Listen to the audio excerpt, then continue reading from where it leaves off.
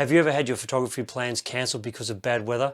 Well, that's just what happened to me. So I decided to drive 6.5 hours away through a storm to beat the weather because I was going to have my photography weekend, damn it. G'day friends. Last weekend my best mate and I had planned a weekend away camping to shoot some landscape photography. But the place we were going to go, which was only a couple of hours away from Melbourne, had called and said they were flooded out because of the storms that were coming through. So now we were two guys with a free weekend and no destination. So we looked at the weather map and thought maybe the storms will miss a town called Mallacoota, which is 6.5 hours drive away from Melbourne. It was much further than what we planned on driving, but we thought, hey, why not? What could go wrong? With a busy family life and a busy job, I don't get a chance to get away as much as I'd like. So I was going to get my photography weekend no matter what. We had no idea if the weather was going to ruin our camping weekend, but you know what? Fortune favours the bold. So it stopped raining overnight, we loaded up the car, and this is Shane, by the way. Say hello, Shane. But no sooner had we departed, but then it started to rain again and again. It took us nearly 3 hours to get ahead of it. It was overcast, but at least it wasn't raining. 6.5 hours later, we arrived at Shady Gully Caravan Park in Mallacoota, just as the sun was going down. So we quickly set up camp and noticed that we're lower down on the hill, which is important. I'll explain why later. Shane's tent is the little one on the left, and mine's the bigger one. Mine's always the bigger one. Because it was winter, this park was almost empty. We had the whole place to ourselves pretty much. So we grabbed the barbecue out of the car and we cooked up some T-bone steaks for dinner. Why is it though, when you're camping, your food always tastes better than it does when you cook it at home? If anybody knows why, comment below. After sitting around and talking for a few hours, it started to get very cold, so we decided to call it a night. Apparently the coastline of Mallacoota is quite interesting for photographers, so we decided to grab a quick bacon breakfast and start to explore. We found this quiet alcove on the beach and took a few sample photos with our phones, just in case we would decide to come back here later on in the day.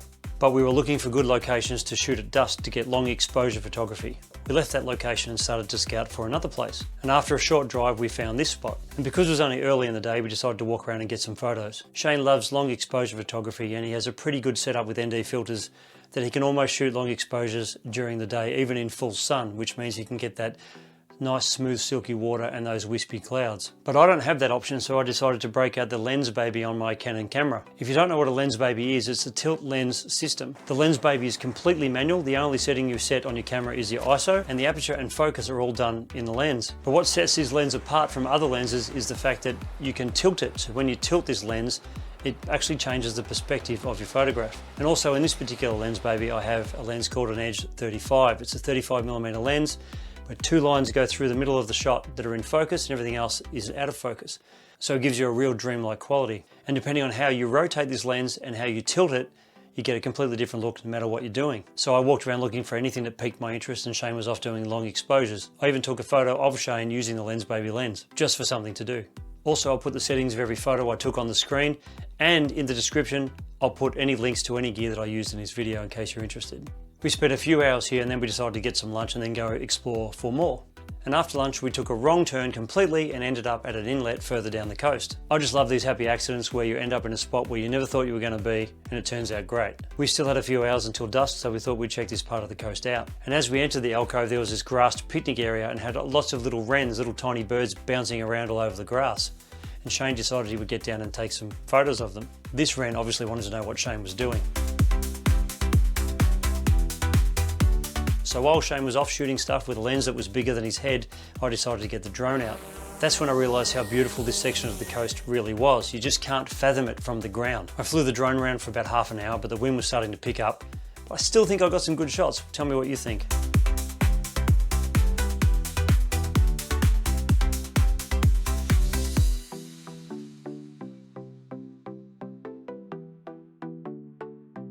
Put the drone away and then got my 70-200 lens out and walked around taking photos of anything that I found remotely interesting. I took a lot of crap shots, I might add, but I did get a couple of good ones. It's funny, years ago I never ever would have thought of taking a zoom lens out like this and do landscape photography with it. But I've come to realise over the years it's all about being creative. It doesn't really matter what tools you have, just use what you have and enjoy yourself. Even if all you have is your phone. Speaking of which, Shane took his phone out to get a reference shot, and all I can say is, I don't know how that got there, and it must have hurt like hell.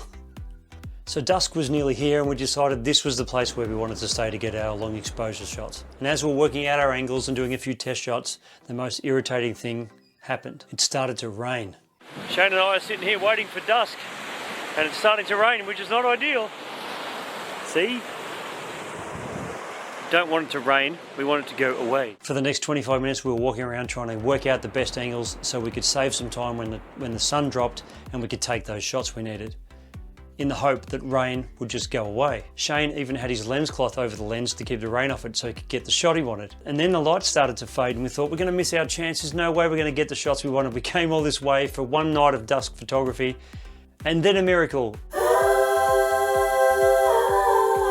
The rain cleared and we were off and racing. I took a few photos here that I was really happy with. They ended up being about 4-minute exposures, I think. The light was pretty much gone at this point. Shane was happy he got what he wanted. I was happy I got what I wanted, so we decided to go back to camp. When we got back there, we cooked up a feast for dinner, which turned out to be a couple of eye fillet steaks. They were huge. I forgot to film them, but I assure you, that cow did not die in vain. They were magnificent. So we cleaned up after dinner and we sat down and chewed the fat for a while, or if you're not Australian, we just talked. And then we noticed that the temperature dropped really quickly and the wind started picking up. So we thought it best maybe we should hit the hay, especially since a tree branch had just flown past us. No, it wasn't that big a tree branch. This isn't a Twister movie, but it was enough incentive to get out of the wind. I went and had a shower, and when I came out, the wind was howling and it was raining. So Shane jumped into his tent, I jumped into mine, and I snuggled down into my sleeping bag because it had become bitterly cold at this point. Can you hear this wind? Listen.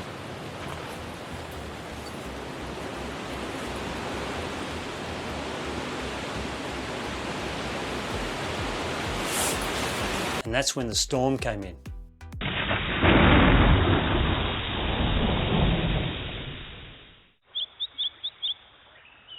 The next morning I was fine, but Shane didn't make it.